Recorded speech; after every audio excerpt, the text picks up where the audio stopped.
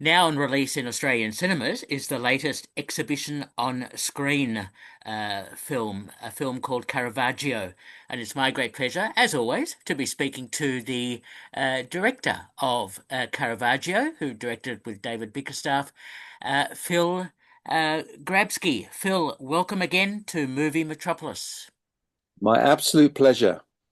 And we mustn't forget that David is Australian, so we have a definite Australian content today. Very good indeed. I like that. Now, this one is such an interesting film about Caravaggio because, as mentioned early in the film, he didn't write letters, he was not very communicative. So, tell me about the challenges in constructing this film. This is actually, as you'll well know, our 40th exhibition on screen feature film Wow. since we began. I mean, we began the whole kind of art film in the cinema genre back in 2011. And it's the first time that we have had a scripted actor or actress. So we've had actors and actresses before. We did a very good job with Frida Kahlo and with Van Gogh and Goya and Munch, but they have been doing things, putting on jewelry or painting or looking out of windows while we're hearing the correspondence being read by somebody else. We've never had a script in this way. Now, I've wanted to do Caravaggio for some years. He is unquestionably one of the greatest artists of all time. He is one of my favorite artists. There have been other films made about Caravaggio, and we live in a commercial environment, so that's hindered us a little bit. But also, I wanted to make sure that if I was going to bring my child to the world, that it had to have something new and revealing to say. So we've been doing, this has been about 5 years in production because we've been doing a lot of research because we wanted it to be as accurate and as fresh and as representative of him as an artist as possible. Now, I would clump together most of the other films that have been made about Caravaggio in the sense that whether they've been documentaries with an actor or features, the actor playing Caravaggio normally looks like they've just walked off the football pitch having played for Italy. Absolutely gorgeous, lovely hair, nice tan. And it's bizarre because we know what Caravaggio looked like because he's in his paintings. No artist, to our knowledge, no artist before Caravaggio put themselves into their painting as much as he did. We know exactly what he looked like, assuming we can believe, and I think we can, the way in which he represents himself in those paintings. But as you mentioned in your question, unfortunately, unlike a Monet, unlike a Mozart, um, he doesn't. There is no body of correspondence. There are snippets, there are court records, there are later biographies, but they're too late to quote from, in my opinion. They're 60, 70, 80 years later in some cases. So what we decided to do was David and I, was to write a script where he is talking to you, the audience. Now, every single line of that script I can base in our factual research, but we needed to communicate in a way that was different to previous films. We have positioned, we know the evidence is very clear that Caravaggio takes a boat in 1610 from Naples to Rome. He has been on the run for 4 years. There has been a death penalty on his head. But he thinks he has finally been given a papal pardon, which will allow him to go back to Rome. And we explain in the film, one, why, who he killed, why he's on the run, what he's been doing while he's been on the run, but also why he wants to go back, why he's so desperate to go back. But he knows that there's a 50-50 chance that he has the papal pardon and he will be reabsorbed, will be welcomed back to Rome as the greatest artist in Italy, which he was, or he's going to be assassinated. And the best way of telling this whole story is by him talking to you Now, initially, I had the idea, and I did write a script which was entirely him speaking, no interviews. Now, we've done that before. Claude Monet, for example, was entirely based on Claude Monet's letters. There's no interviews. But actually, I decided, and then David and I decided together, it didn't work for two reasons. One, the interviewees, we have four fantastic interviewees. They bring something to the film that Caravaggio himself wouldn't have been able to do so, whether it's interpreting the pictures, giving the historical context. And that's the other thing, was that I found that there's so much historical context that you need that sometimes it became a bit clunky for Caravaggio to be telling you that. I want Caravaggio to feel, for me, it has to be realistic. It has to be as if this is exactly what he would want to tell you. So he's not going to keep saying, well, the Council of Trent of, 60 years ago said this, that, and the other. So it's half an actor, somebody who wasn't, we didn't find someone that had to look like Caravaggio, but as it happens, he does. Half the time it's him, and half the time it's these very strong interviewees. And, we've just started the release, as you mentioned. Our very first screening was in a film festival where we won the audience award straight away. That was encouraging. The reviews have been off the scale. So we're very encouraged and very excited. And, there's a ways to go to accumulate everybody's opinion worldwide. But so far, people are really, really enjoying the film and the actor's role within the film. Yes, I don't think I've seen Jack Bennell before, but he's very good playing Caravaggio. As you've mentioned, he really inhabits the character, I suppose. It's a very interesting thing. So I had the script, and then I thought to myself, well, who do I want to play this role? Now, we've had some big names narrating our films in the past. Mm. Um, I had just been to see Macbeth with David Tennant, and I thought actually David Tennant would be absolutely brilliant. So, you send a letter to the agent, but then you start thinking to yourself, well, hold on a minute, this is going to be problematic because it's going to be, assuming he would do it. I then got to coordinate schedules, negotiate a fee. I mean, everything becomes more complicated. And within that complexity, I would worry that it would start to affect actually what we can deliver. And then David mentioned that one of his previous projects, not an exhibition on screen project, but for somebody else, was a series of films for the British Museum marking an anniversary of Shakespeare. And he said, well, I worked with an actor then called Jack Bennell, who was a Royal Shakespeare Company actor, and he was fantastic. And I think he could really carry it off. And funnily enough, he looks a bit like Caravaggio.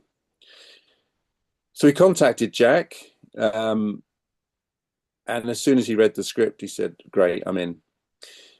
Two funny stories. One is that we then had to decide where we would film, because I had decided very early on to place Caravaggio in the boat. But then it's like, well, do we build a boat in the studio, or do we find a period boat for real? Long and short, we found a period boat for real. Happens to be moored in the port of Bristol in the West Country of England. Lo and behold, we discover that Jack lives in Bristol. So that was very nice. Mm. I've got to tell you another very funny coincidence, just to show how the world is, why life can be so exciting sometimes. So we decided that Jack would not speak with an Italian accent. So he speaks with a British accent. But I said to him, what is your natural accent? Sounds to me like it's from Warwickshire or Oxfordshire, that kind of part of the country. He said, yeah, it's from Oxfordshire. I was brought up in a small village in Oxfordshire. You won't have heard of it. I said, well, try me, because my mother was born in a thatched cottage in a tiny little village in Oxfordshire. your archetypal English village. He said, well, I was brought up in a village. Oh, I said she lived 4 houses down from the church in the centre of this town called Ensham, or little village called Ensham. Little thatched cottage. He said, well, guess what? I was brought up in the third cottage from that church. He was brought up next door. Now, my mum had moved out when he moved into the house next door, but you couldn't make it up. I Mm. mean, um, so it was sometimes those little signs are encouraging that things are going the right way. Absolutely, what an interesting story to hear. Now, as always, as you've mentioned, some curators and people who uh, knew about Caravaggio were interviewed, but also some great footage of uh, Yeah. places in Italy, Malta, etc. And the paintings themselves, were they all in one exhibition, or were they scattered around different places? No, so I haven't added it up, and I think I might do. What I've been saying generally is that about 50% of our films are based on major exhibitions. Mm. Right now, today, we're filming what the Tate themselves are calling the definitive Turner and Constable exhibition. Um, and of course, recently, your audience will know about our Van Gogh Poets and Lovers or Paris 1874, Vermeer, of course, the greatest exhibition. They are based on exhibitions. But about half of our films are based on our desire to make a film about an artist. Edward Hopper, Mary Cassatt, uh, Caravaggio. So this film is not, there's no footage from an exhibition. Now, one of the difficulties and why it's very hard to hold a really, really good or definitive exhibition about Caravaggio is, of course, many of his paintings are large, but more to the point, they are still in situ 400 years later. They are exactly where he painted them, and they're not going anywhere. Mm. So what we had to do was to gain access to the artworks. And again, that's part of the reason these projects take time, because, that's what we did. It's also very important when you're making a film, even if Malta, for example, is not a big part of the story, it's just, I mean, it was so useful for me to go there, because I've not been to Malta before, just get a sense of the place, get a sense of, in fact, the buildings that you will see in Valletta are the buildings that he would have seen. It hasn't changed too much. Um, and then you go into what's called the co-cathedral, because there's two cathedrals, the co-cathedral, and you see this extraordinary painting in situ. And one of the things that's very interesting about Caravaggio is that there's an element of him which is a performative artist, by which I mean that he is very aware of the space for which his artwork has been commissioned.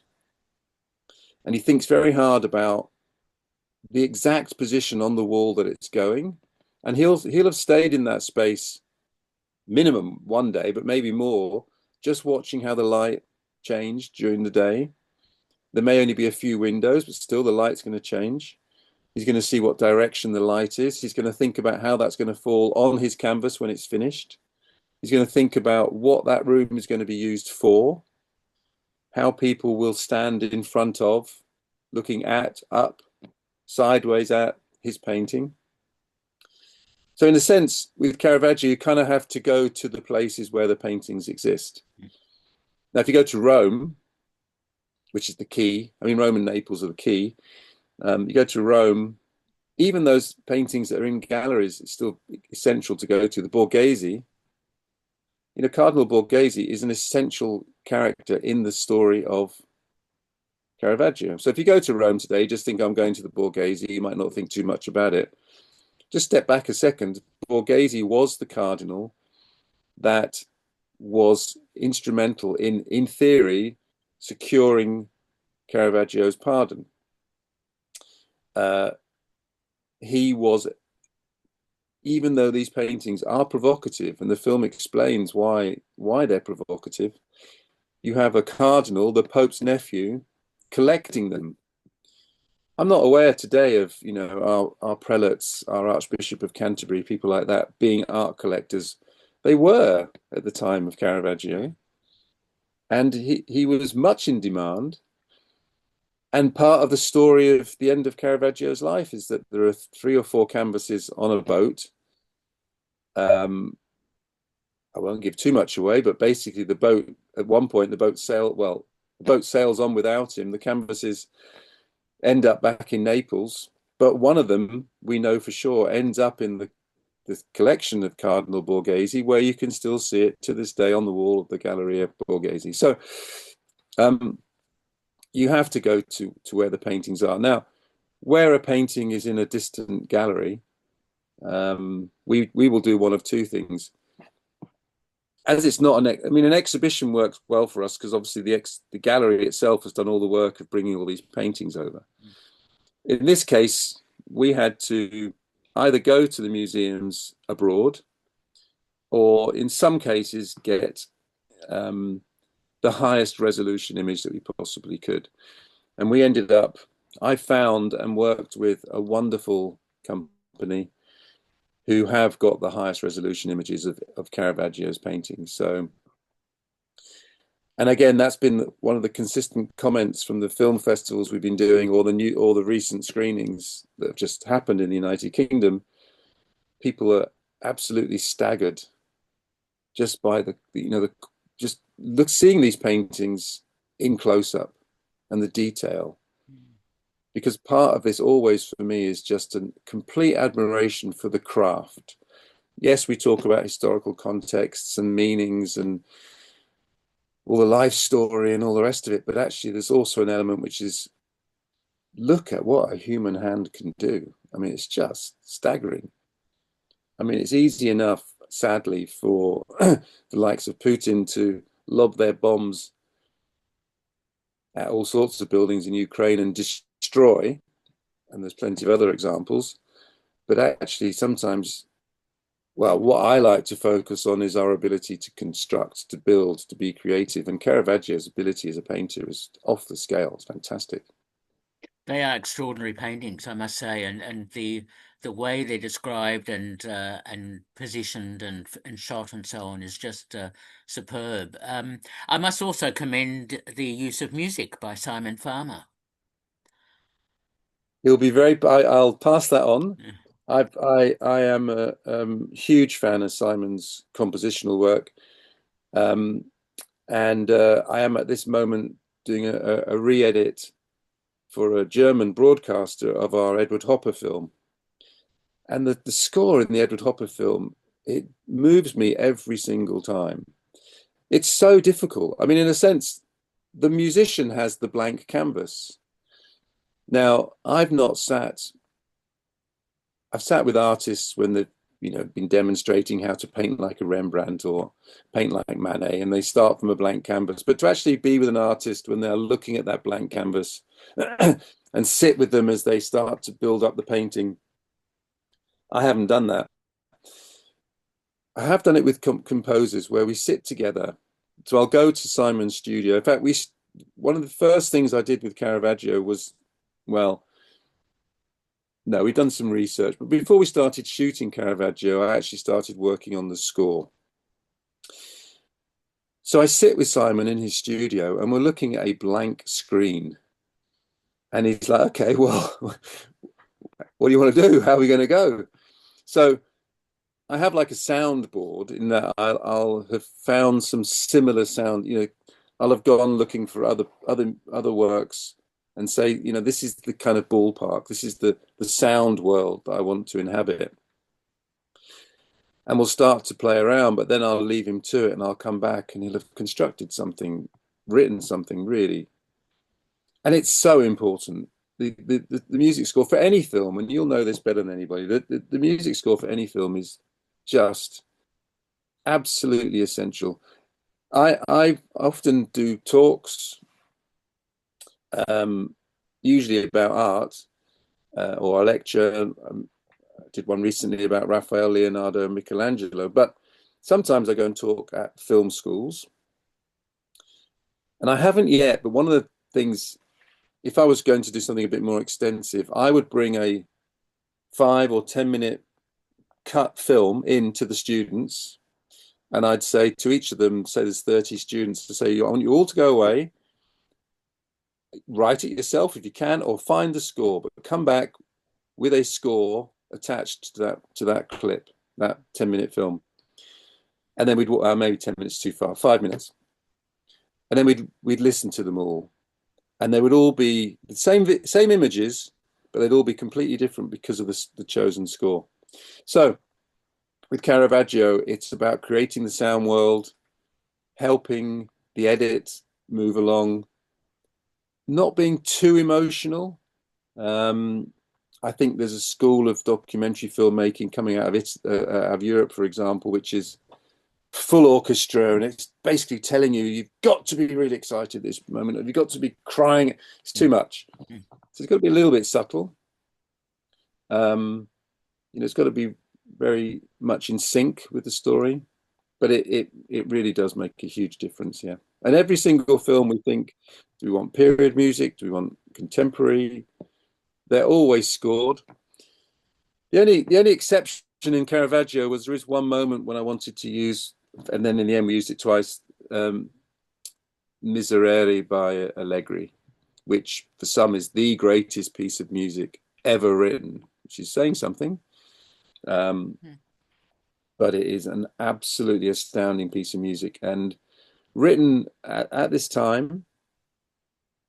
I remember when I was making the film about Mozart, there's a famous story of the young Mozart going to St. Peter's, and you were not allowed to write down, you couldn't take notes about this music. It was not, no one was allowed to copy it. It was considered to be so holy. Mozart listened to it once in St. Peter's, went home to his hostel where he was staying and wrote it down. Possibly he went back the next day, heard it again. I don't know if they would have played it twice. Don't know if I believe that part of the story. Anyway, he then happened to be introduced, if not to the Pope, then certainly to somebody very high up. And this story came up and they said, well, play it for us then. Anyway, whatever the version would be on the piano, he then played it note for note perfect. But so even back in that case, the late 1780s, it had achieved this status. And it's a very beautiful piece of music, which works very well in the Caravaggio film. The thing about Caravaggio is that practically every other film just dwells on the biography. And it might be the Caravaggio film, which obviously exaggerates for Derek Jarman's own purposes the possibility of him having this kind of homosexual relationship or it's just about the fact. I mean, we know from court records that he did get into trouble. It is an extraordinary biography. He was hot-tempered, hot-blooded, and we know that the film talks about why he's on the run, why there's a death penalty on his head, etc., etc. But you have to pause that and put that to one side and look at the paintings and go, hold on a minute. Could somebody who is portrayed as being this kind of nighttime brawler, spending his life with prostitutes and drunks and all the rest of it, he's painted some of the most extraordinary paintings and the most extraordinarily spiritual paintings of all time. Hold on, this isn't computing. You start doing your research and you see that he lives with a cardinal. He is mixing with the aristocracy. He is visiting the Vatican. This is a man who knew how to behave. You look at the paintings, they are extraordinarily intelligent. They're accessible, but they are the product of a man with an enormously, enormous brain. So you have to say, okay, there's a bit of that character, but that's not the whole story. And what we want to do with the exhibition on screen is not only bring you the paintings in Perth, in Melbourne, in Hobart, wherever you might be, but also explain who the man was that painted them, what he was trying to achieve. Why are these? I often get asked this. Why are these considered to be so great? Well, we try to answer that. What we try never to be is the kind of we're telling you that this painting is one of the greatest paintings. Les Demoiselles d'Avignon by Picasso. It's one of the greatest paintings of all time. Well, there'll be people in the audience going, I don't like it. but it's weird. It's all they're all disjointed. So that's not us. What we try to do is say, this we try to be more accessible than that. And same with Caravaggio. If we can get you into the cinema, then what we're saying is, in our opinion, he is one of the greatest artists of all time, and this is why we think that. Absolutely, and I think you do that so well in the film. So, look, just to conclude, as always, Phil, I wanted to ask you about your future projects, and I know you mentioned that you're working on Constable and Turner, I think, and what else is coming up? Well, retirement seems a long way off as I enter my 42nd year of filmmaking because Wow, we just keep getting offered great projects. great. So right now, whilst I'm concentrating on the distribution of Caravaggio. Mm. By the way, just one aside, it's quite easy for us English speakers to say Caravaggio. That's not how we pronounce it. It's Caravaggio. Ah, So think of Joe as in the name, Caravaggio. Anyway, um, hmm. we have we are filming what the Tate are calling the definitive Turner and Constable exhibition, marking the 200th anniversary of both their births. It's fantastic, and it's very much a kind of compare and contrast. In what ways were they different? In what ways were they colleagues? In what ways are they helping each other?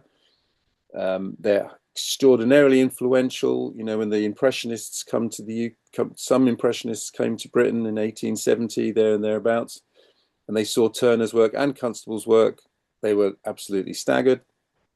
They are the two greatest, I think, English landscape artists, and amongst the greatest British artists ever.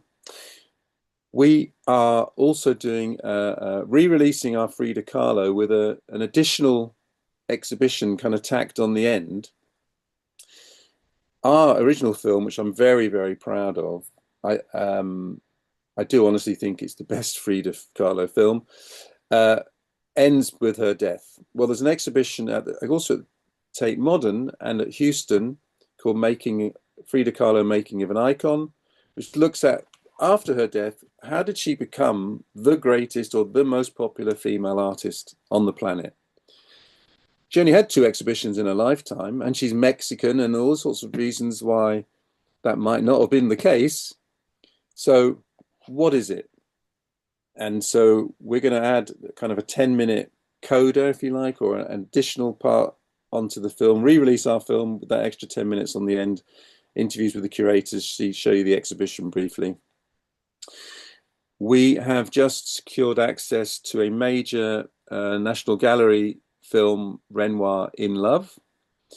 No, sorry, Renoir and Love, Hmm. which is going to be it is the biggest Renoir exhibition that's ever been held in the UK, or certainly recently, in recent decades. We have a Bert Morisot film about to be edited. We've shot it, just needs to be edited. Something to look forward to, a couple more things to look forward to in the future. One is we are re-editing and expanding our Vermeer, the Greatest Exhibition film, which was by far, well, it's one of the most popular documentaries, never mind art documentaries, ever released in the United Kingdom. In that film, we featured obviously the focused on the exhibition at the Rijksmuseum, which had 27 of the 35 Vermeers. We've gone back in working with the Rijksmuseum and now have all 35. So the film will contain every Vermeer. And then we're also working, I can't say who it is, but we're also working on a major film about a photographer, which is the first time that we've done that. So, and there's one or two other things knocking about. So we're very busy. Mm. Uh, I'd love to get back to Australia and do a tour sometime, and maybe more realistically 2027, who knows. But as long as the audiences keep coming, then we can keep delivering them. I hope that Caravaggio does well. It deserves to do well. I don't think COVID can be used as an excuse anymore for Mm. slightly diminished Australian audiences. We yeah, we're very confident about this film, and we're very confident in the art-loving audience in Australia. There certainly is that sort of audience, and I certainly recommend Caravaggio. And we've been speaking to Phil Grabsky all about Caravaggio, now in cinemas across Australia. As always, Phil, a pleasure talking to you. Thank you.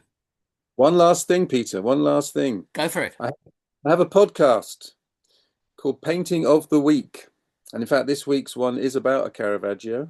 Ah, It's becoming increasingly popular, and I know we have some audience already in Australia. Very happy to have more, and we take suggestions and requests. So if somebody wants to send in to us at seventh-art.com, there's ways you'll find us. Suggestions for paintings that you'd like us to talk about, we will. And very much recommend, yeah, Painting of the Week podcast. excellent recommendation. Phil, thank you so much for talking with me. Thank you as ever, Peter. Okay, Fabulous. bye bye. See you.